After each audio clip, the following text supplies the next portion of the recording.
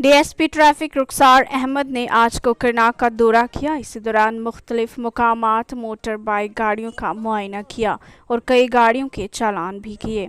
इसी दौरान डीएसपी ने कहा कि ट्रैफिक कवानीन की खिलाफ वर्जी करने वालों के साथ सख्त कार्रवाई की जाएगी।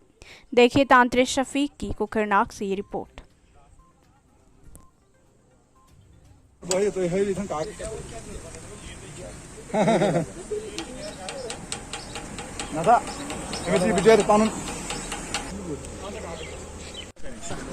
जी बिल्कुल, आप देख रहे हैं यहाँ हम सुबह से इसी मुहिम में लगे हुए हैं। तो जब तक ये हम आखिरी कोशिश तक नहीं पहुंचेगी तब तक हम इन बाइक वालों को हमारा मशवरा है कि अपना जो कागजात है, अपना जो भी रूल्स रेगुलेशन है वो यूज करके अपना सेफ ड्राइव करें।